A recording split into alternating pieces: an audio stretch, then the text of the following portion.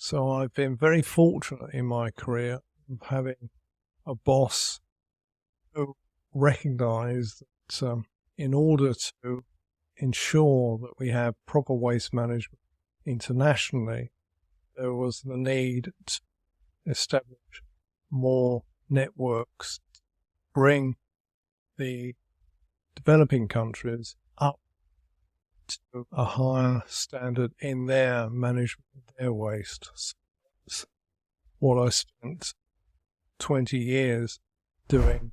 I'm Jeff Cooper, and you're listening to GGUTT Talks. That's GGUTT.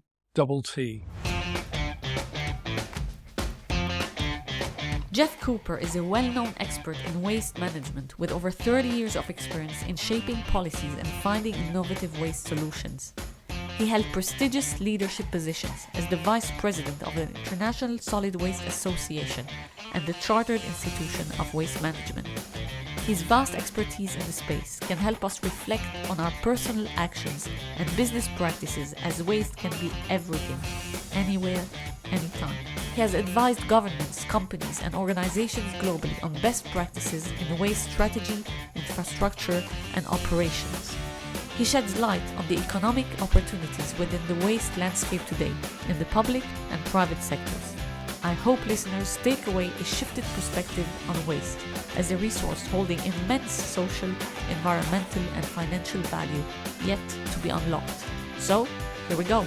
This podcast is brought to you by GGUTT, fostering a culture of innovation to build better products, ventures, and cultures.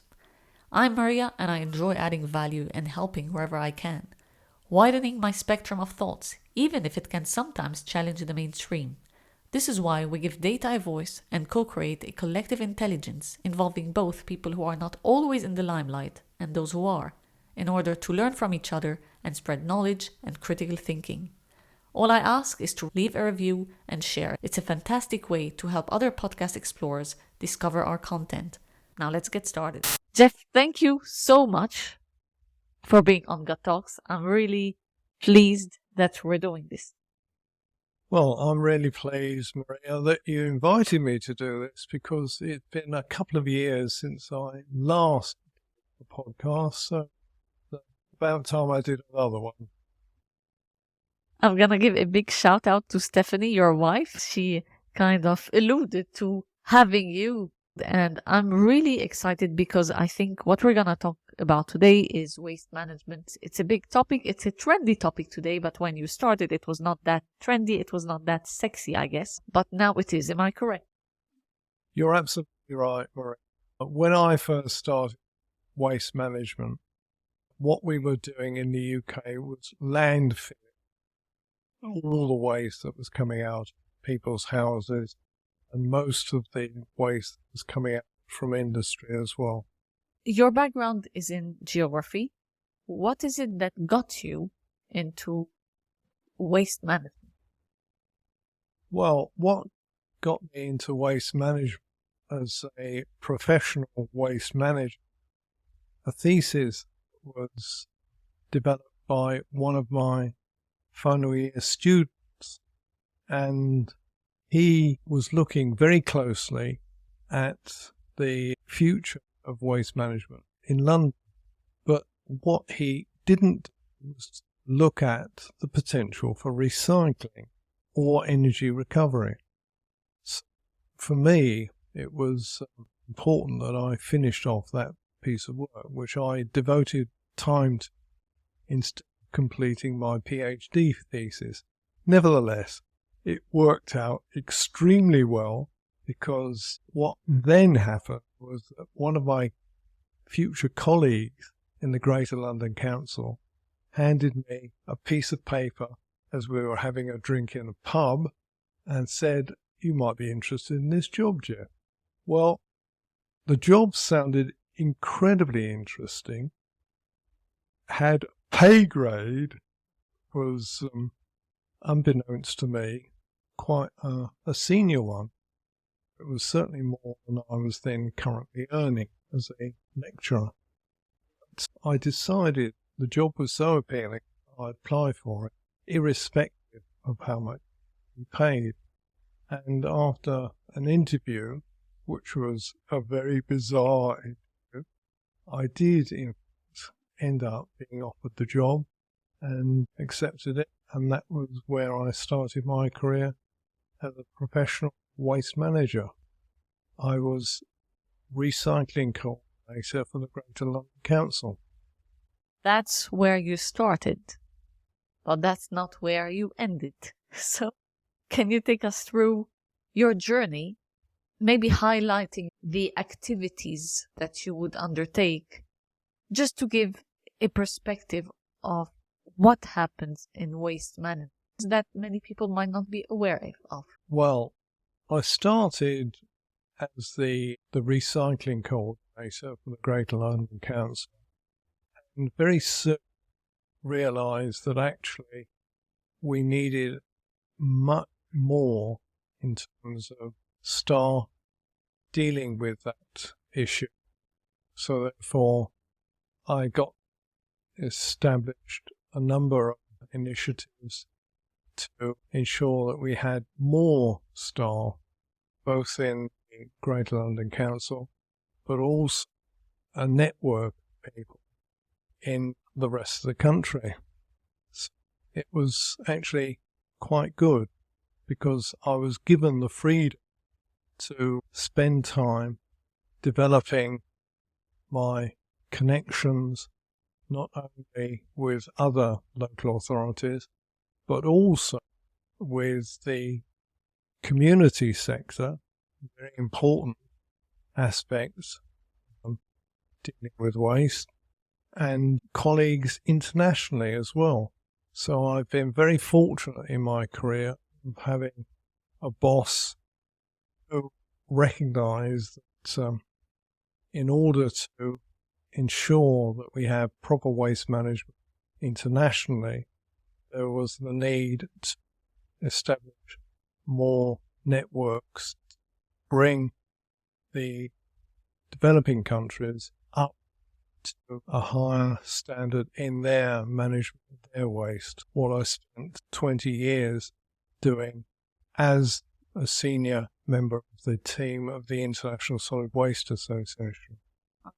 Funny handing over the microphone and moving it from myself to you, but that's part of the experiment in recording this episode in this small studio that is not equipped for like in-person episodes. So apologies for the lighting as well for those who are watching this on video, but the sound should be all right. So Jeff, you highlighted something quite interesting here, and I'm gonna go back to a story. And the reason why I'm sharing this story is because I think some of it has sort of, I wouldn't be surprised if it was completely true, but I'm from Lebanon originally, and I heard once that there was waste that was toxic that has been shipped from, I can't remember which country, to Lebanon, obviously via the means of corruption that we can be very familiar with.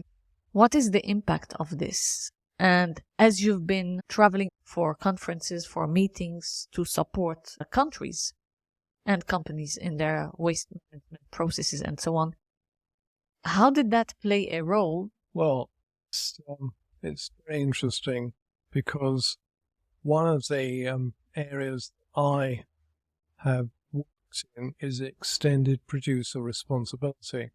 And extended producer responsibility essentially places onus on those that have waste under control to make sure it's dealt with properly. So if you've got things like electrical equipment or you've got hazardous materials, those should be consigned to properly equipped facilities to be dealt with. But sadly, too often we have instances where that waste is actually sent to seas and is dumped in areas which cannot handle that waste in any way. So we find, for example, that there's waste electrical and electronic equipment that has gone to West Africa.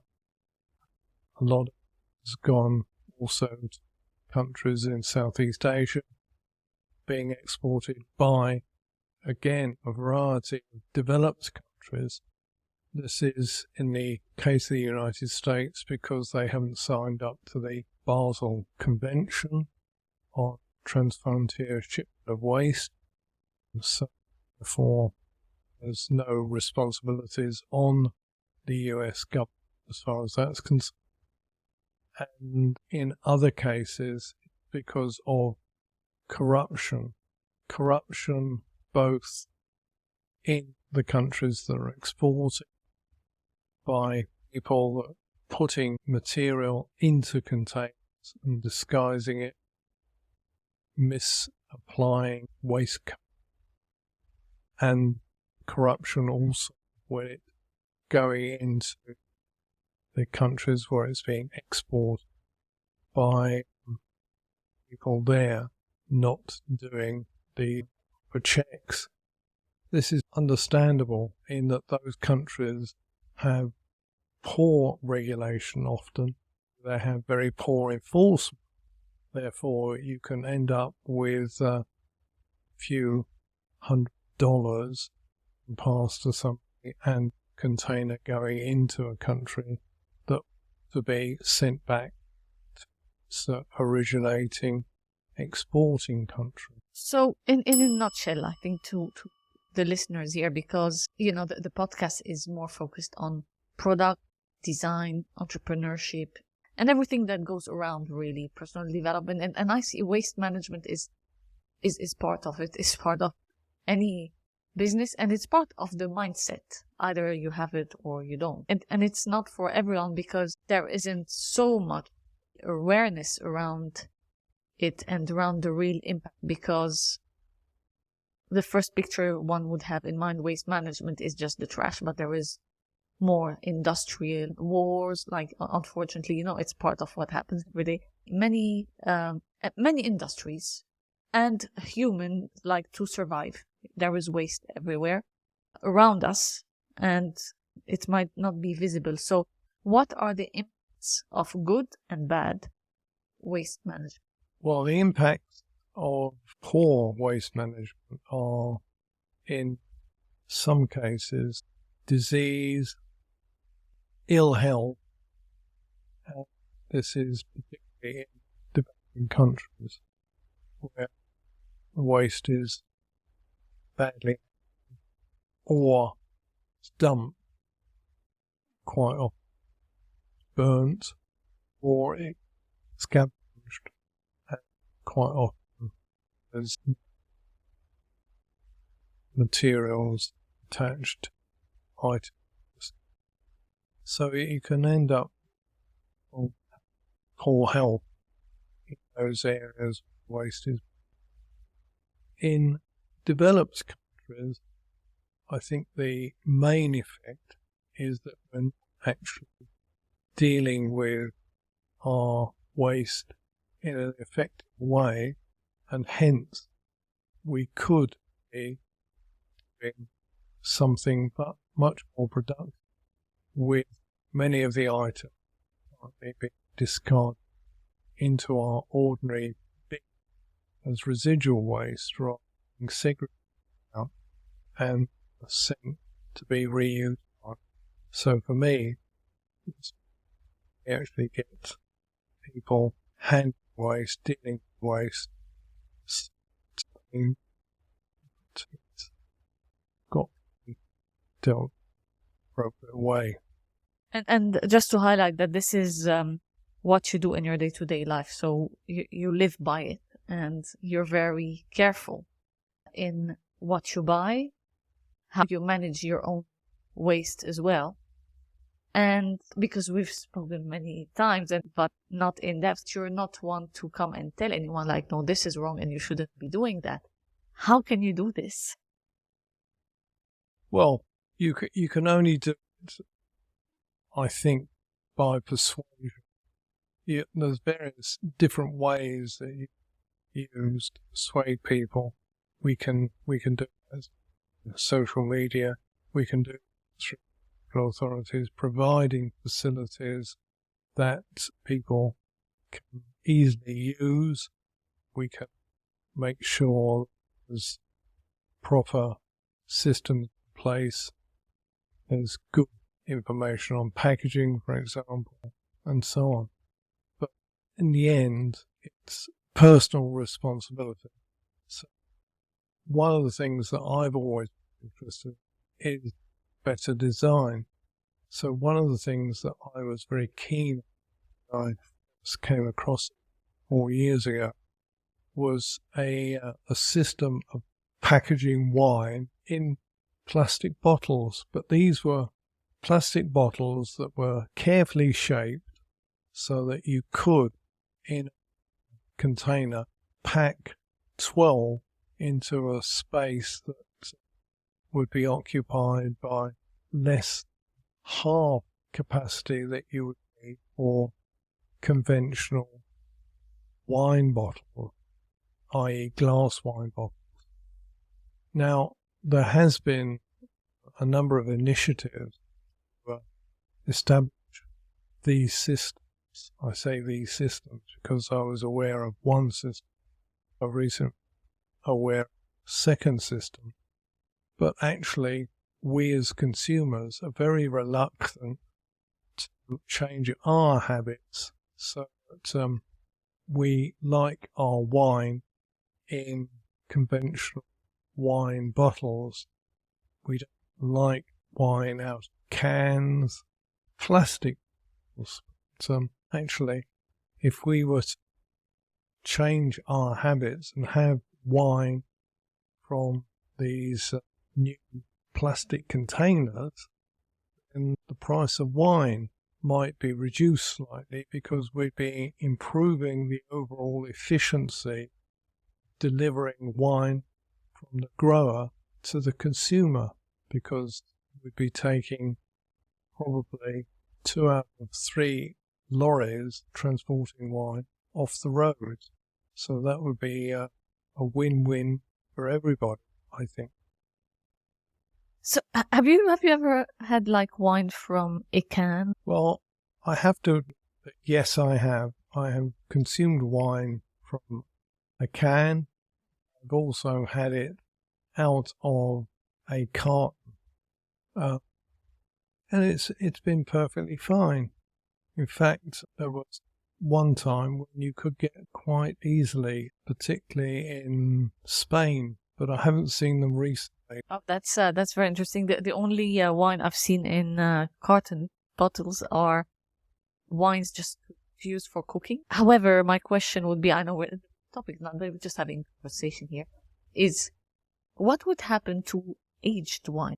Well, you have to make a distinction between fine wines and ordinaries.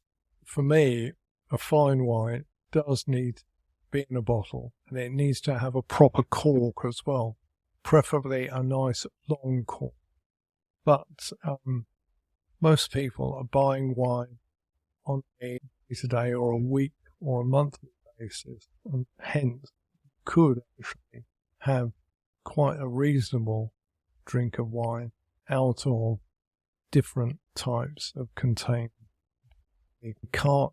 So that's an interesting one for whoever is into wine. That could be a good branding exercise. Just like we have liquid death, which is the water in cans that is huge in the US. I have 2 things here. The first one is you mentioned consumer resistance. And I remember I was once at a conference, let's say from a renowned fizzy drink brand that's huge. It was at the Milan Design Week, and someone asked this question at the conference, which was about sustainability and health and whatever.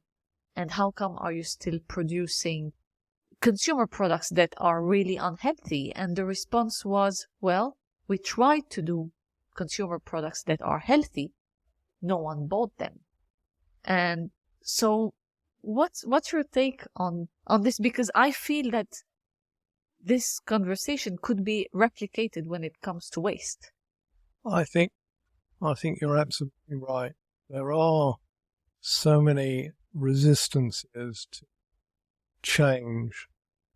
Some human beings, I think, are very naturally conservative in their habits, and therefore it's very difficult to persuade people to adopt new systems for dealing with their waste. So in this country, local authorities have to do a lot of work whenever they're introducing a new system. And sometimes that means changing from a residual waste collection every week to a residual waste collection every fortnight. Now that, some people, means smelly waste around. Well, actually, except in extremely high temperatures, most waste fits in a wheeled bin contained. It's not an issue, but still, nevertheless, if people are faced with having that kind of change, they will oppose. Yeah, change is a big thing, actually, like all across waste, not waste, even, basic things in, team dynamics, many things. So that's a big topic. It's like there's this article I read. The topic was everyone wants to innovate and no one wants to change. And this is so true, and just based on what you're saying. But since you spoke about wine, and one of the reasons I wanted to have this episode with you was to share stories, because this is actually what led us to having this podcast today. So let's start with this story of the shoebox. So you mentioned a shoebox, and you said you made a comment or an observation. You said this is a big shoebox for the size of the shoes. So can you take us through this story, actually, how waste marketing and actually consumer behavior, business or shareholder requests or requirement,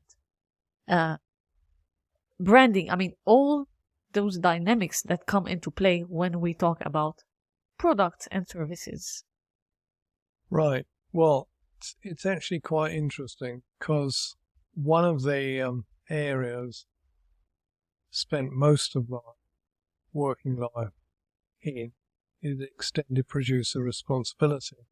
And extended producer responsibility is basically founded on the idea, if you place an obligation on a company to deal more responsibly with its waste, then it will try to design out waste. However, the example of the shoebox, which was actually a very large shoebox, it was at least twice the size of shoeboxes I purchased in the past. I was amazed to find it was partly because they were supposed to replicating the feel of walking barefoot that was the main emphasis as far as their marketing was concerned. Hence, appeared in the box, flat on the bottom of the box, and hence you needed that extra width. So this means, therefore, as one experienced so many times, marketing trumps need for better resource management. I first came across this in a conference specifically on marketing. I was there as the token environmental speaker. So it was obvious when it was being said that marketing, particularly of packaging, was all important. The environmental aspects were very low down on the agenda as far as businesses are concerned. And it's still the case. You've still got an emphasis on marketing as far as most consumer products are concerned, rather than actually dealing with the effective resource management of that packaging. So for me, we've still got a long way to go in order to ensure we have more effective management of our resources. That's a tough one, actually, to get different parties to compromise, because if they have business objectives, they would say, no, I need to do this. How to manage all this and how to prove that there's maybe an economic value of waste in a different way to convince the likes of yourself? Well, I think it's extremely difficult.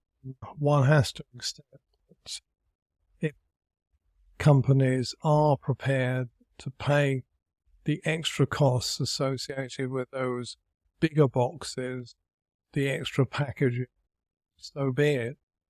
I mean, it's quite interesting when you look at the costs associated with packaging different products, how much is actually spent on the packaging compared to the content.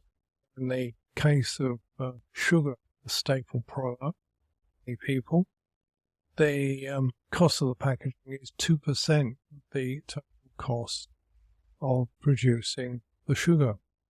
In the case of perfume, well, it can go to 25-30% of the total cost associated with that particular product. And that's talking about the end product to the consumer. You have the choice to make. It's interesting that, when the perfume companies now say refillable, I begin to wonder what the heck is going on, because there's very few people would actually buy for a loved one a container that was a refill. I just have here a few stories I would like to touch on, and one of them was, let's take a mundane product, and it's something you mentioned once, which is a bed sheet in a hotel, and you had the calculations done on how often should the bed sheets be changed and so on. Can you just, I think I was paraphrasing here, can you just expand on this? Well, it's actually quite an interesting one. I mean, certainly when we were doing some work as far as textile recovery and recycling was concerned, in the midst of the financial crisis, there were fewer people that were actually prepared to pay high prices for hotels. So what was happening in those instances was that hotels themselves were changing the quality of the sheet that they were purchasing.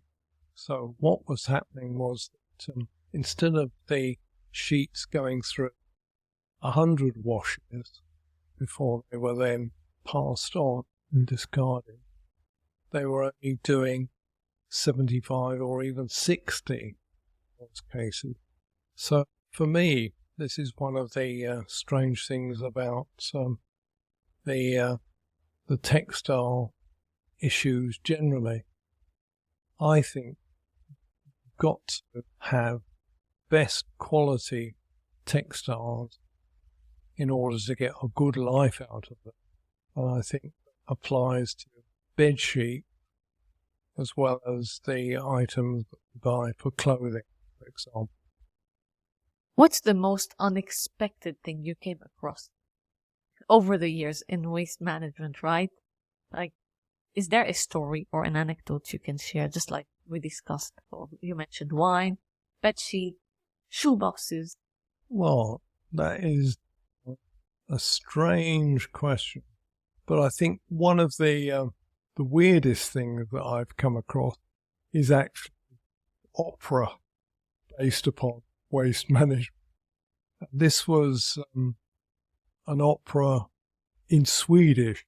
One of my colleagues invited us to join him for this particular waste opera that played over 3 nights to capacity audiences, I have to say. But actually it was a variation of the theme of boy meets girl, girl dumps boy, boy then does something environmentally good, girl comes back to us. So it was really very little to do with waste, but it did have quite a few waste themes in it. So that's, I think, one of the most intriguing aspects of waste management I've come across. Somebody would sponsor an opera in the middle of Sweden.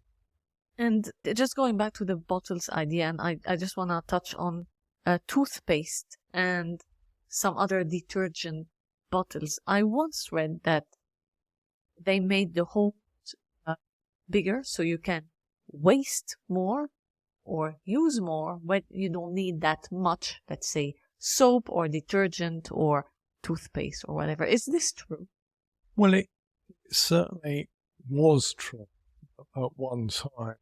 And I think, again, one of the things that has been encouraged, I don't know whether it's actually worked in practice, is that companies have trying to cut down both on the amount of washing powder for your washing and also the amount of packaging they actually use. I think one of the difficulties there is that consumers are quite often used to putting us washing powder into their washing machine, and hence they may not be getting, as it were, the full benefit. I have to say, one of the quirks in my household is that we don't use fabric softener. Now, why don't we use fabric softener? It's because the fabric softener causes mold actually in the machine. I have to say the towels that we use are more like cardboard, drying yourself on cardboard. But nevertheless, we don't have the black mold we used to have. So perhaps there's a hint for the future, or for manufacturers to produce something that doesn't actually produce the end result. There's always room for innovation, whereas it's in the products or the packaging, because even with the toothpaste and so on, you can't get all the toothpaste out, right? So there's lots of waste going on here too. So is there any other story you can share on, like, something from your household or something from, I don't know, a restaurant or something like that, that can be a nice story for the listeners to remember and to share? Because I think one of the best ways of, as you said persuasion, people just share some stories and other people can relate to them and start making changes. Well, again, the 2008 financial crisis was that important colleagues of mine decided they would try to do something about food waste. And one of the things that they did was to try to persuade restaurants to produce half portions of the food they normally have. Actually, the half portions were more than sufficient for most people, I have to say. So there's a heck of a lot of food waste associated with the hospitality sector. If we can persuade the hospitality sector to be a bit careful in terms of how it liaises with customers and provide good service, but also the amount of, I think, again, a win situation. I think we can just talk for the next 25 hours and there would be stories out there in any sector, and micro, macro, whatever. So I just want to throw this one here, just going back to the name of the podcast. What's your approach when it comes to your gut feeling and your decision-making process somehow? Just like you got into waste management because you just liked the offer you had and you went for it. Well, I have to say that I got into waste management mainly because of my interest in ensuring that we have a better world, that we waste less, and that we utilize what we dig out of the ground in a much more effective way. So for me, it's always been my mantra: prevent waste where we can, reuse waste whenever possible, and then recycle. But the recycling aspect is on the Japanese hierarchy. What about your gut feeling? This subject of waste is so vast that we are never actually going to solve it on an international basis unless there is more fund that is made available, particularly for third world countries. Although there has been some progress, sadly, it's very little so far. It's important that we keep pressing our international aid organizations and our national governments to ensure that. Is waste management going to become a space where, I mean, I don't know how to frame it, but would it be, if you want, a topic of interest where you would have different stakeholders or even countries fighting over waste that has been managed? Gosh, in my ideal world, this would be the case. People would be wanting to have that material so that they got access to those raw materials. Let's think about it logically. We have substitution of one type of material for another, and we have lots of ways in which we can extend the utility of raw materials. So, for example, the wiring that we've got surrounding us here in this studio has got thinner and thinner over time. So that has meant that every ton of copper is producing a greater and greater length of wire.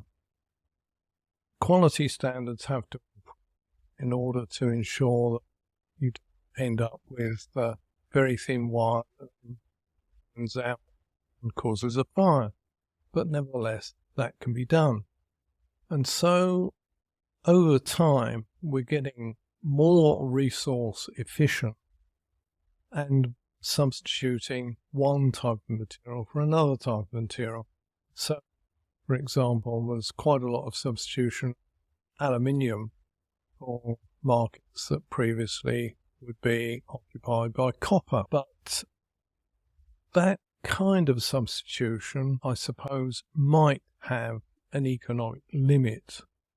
But I've not come across any evidence that that is the case, that this kind of substitution will always work out.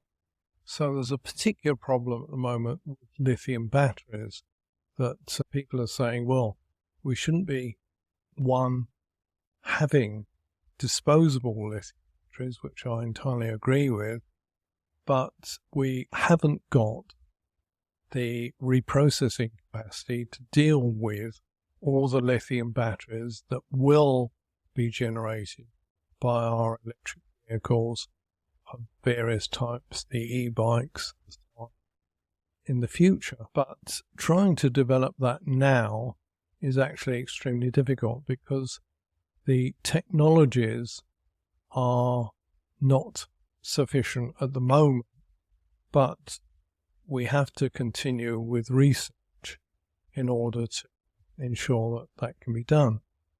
But we're not going to run out of lithium.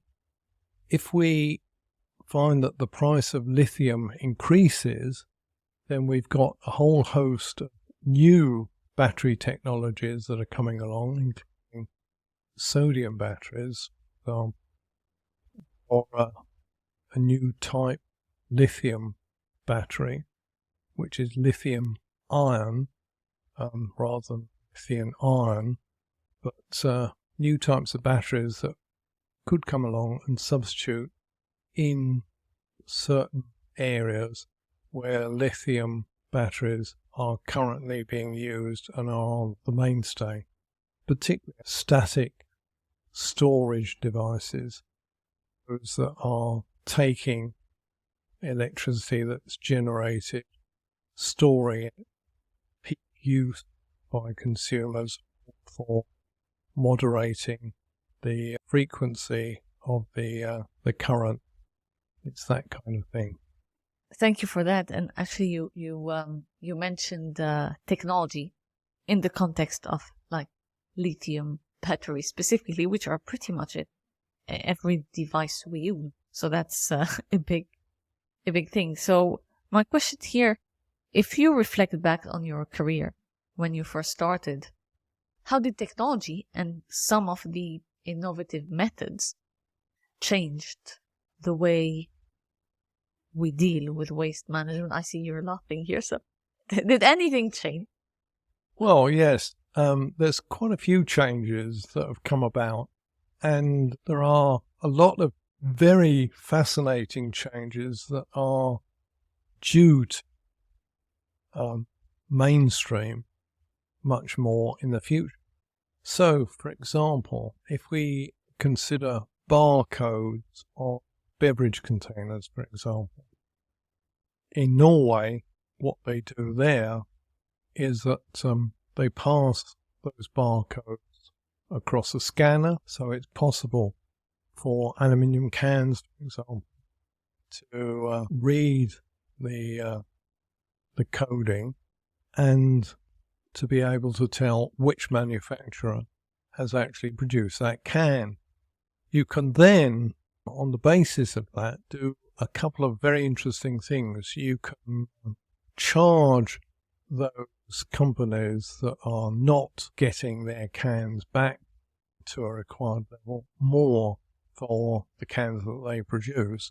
But the other thing that you can, and this was done recently, you can actually have a marketing exercise so that particular cans, particular types of drinks cans, you can ask the 16 to 25-year-olds drinking that particular brand to think about how they properly dispose of the can after they've used it. I won't mention the product, but it's quite a common one.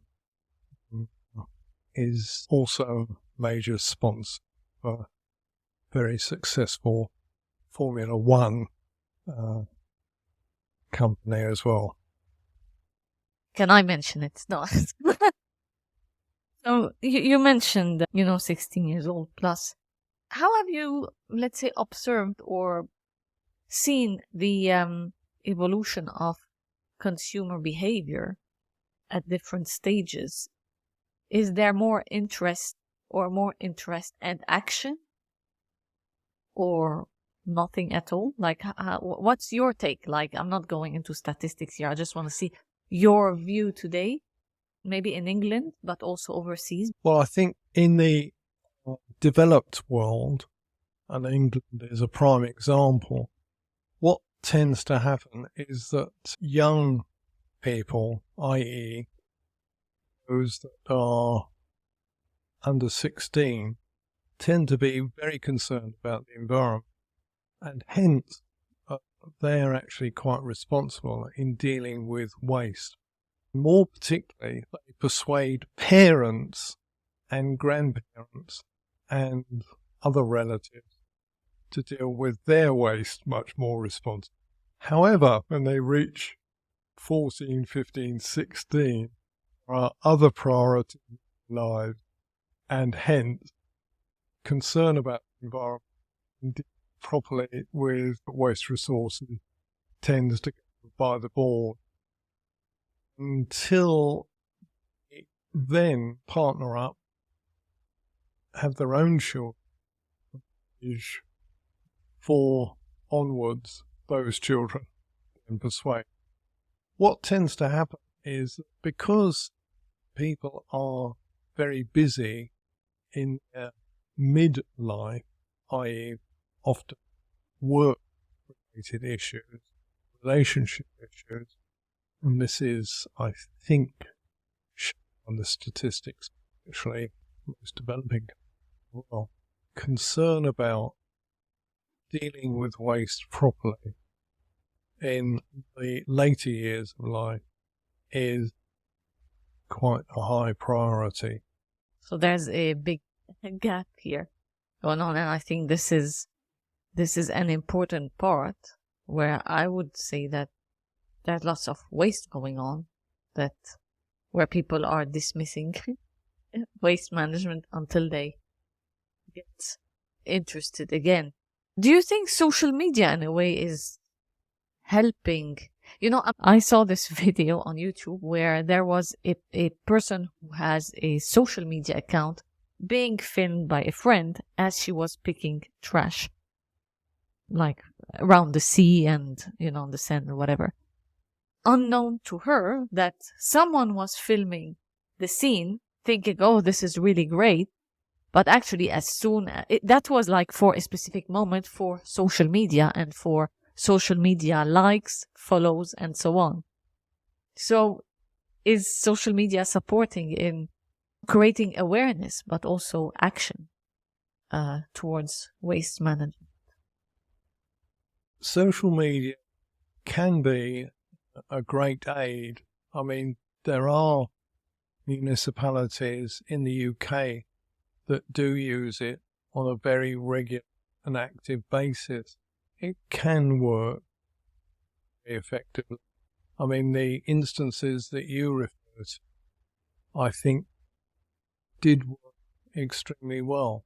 There was a general encouragement of people, for instance, to do litter picking on beaches, and I think there's now more regular volunteer litter picking on beaches, and there is more awareness, mainly because of David Attenborough, about plastics in the sea and trying to the plastics on beaches out of the system. So that is actually very good. On the whole, I think social media can work extremely effectively, but actually there's very little, if you look in terms of the number of transactions that take place via social. I have a question for you here. What is like, or what was one of the biggest challenges you faced in your career when it comes to the subject, whereas it's dealing with different stakeholders with different interests, specifically, you know, when you talk about businesses and big money here involved, how to get balance out between what they want, what they can have, and so on, because here we're talking about government, big organizations, and then the consumers actually are lost in the equation. Well, that is a very interesting area, because you have to have, to my way of thinking, a very coherent system. And having a very coherent system means that you have to have government involvement setting the rules. You have to have local government which has the wherewithal to ensure that there are systems in place so that consumers can easily, in this case, recycle. And you have to have the willingness of industry to ensure that the whole of that system is properly financed and funded. But there's only a few places that seems to work out, and one of those places is, strangely enough, Wales. Now, why is it that Wales has got the best of the devolved administration's recycling schemes in the UK?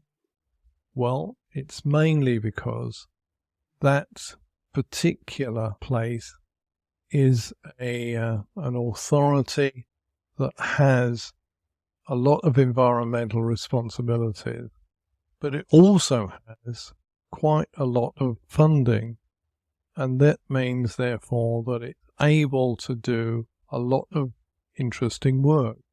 For example, on national television there has recently been advertising for recycling by the Welsh government, and that's on national television.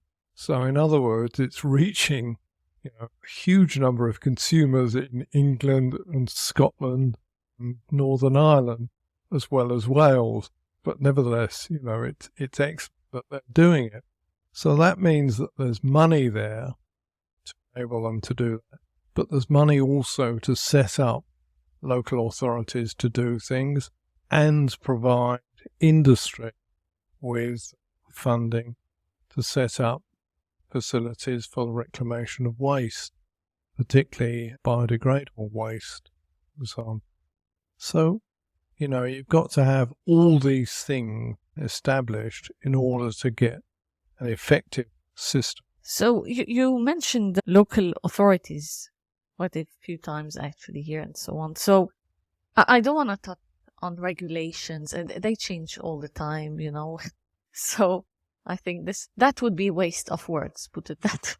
How to get, I won't say buy-in from, let's say, employees of an organization, but the shareholders of the organization to invest more and pay attention more to waste management. How would you convince someone? Because there would be an investment to do as well at some point. So it's not gonna just happen like that, So what's the pitch? Ensuring that you've got a much more resource efficient company, you can maximize the profit of that company.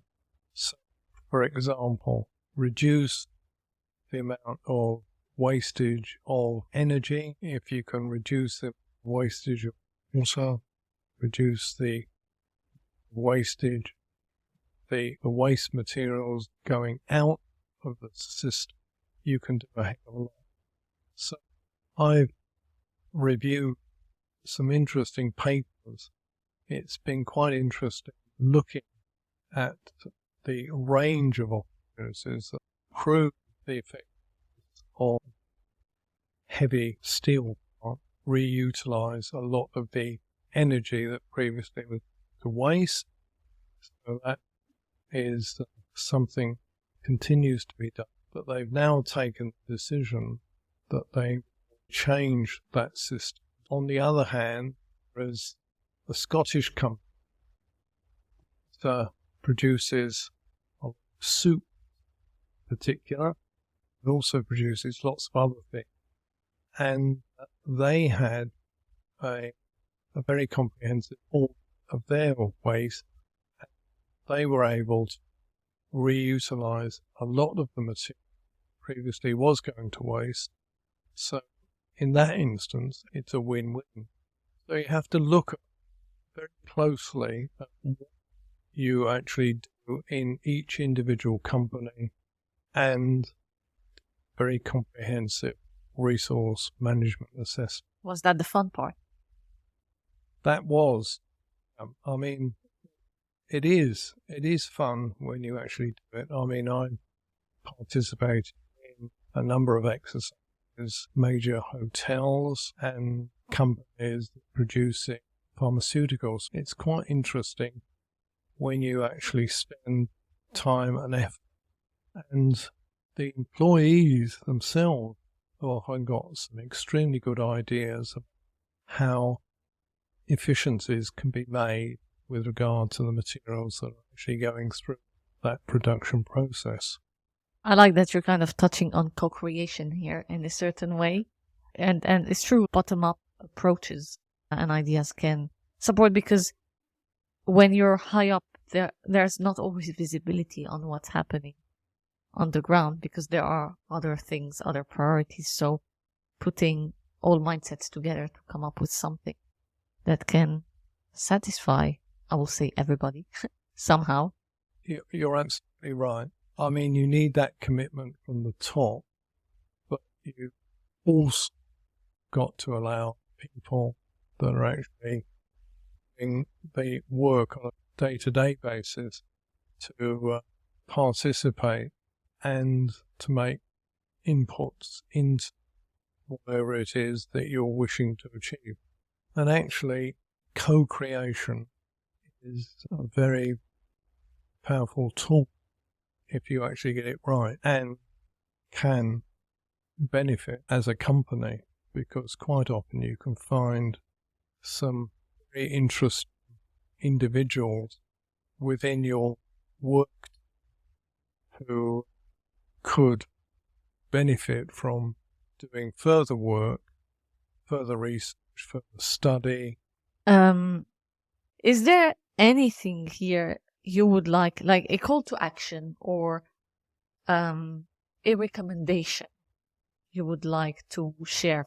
Well, I think for me, the most important thing is think about what you do with anything that you actually buy. Packaging surrounding item to the product that is actually inside, because everybody can undertake a value assessment of the materials that they have to hand.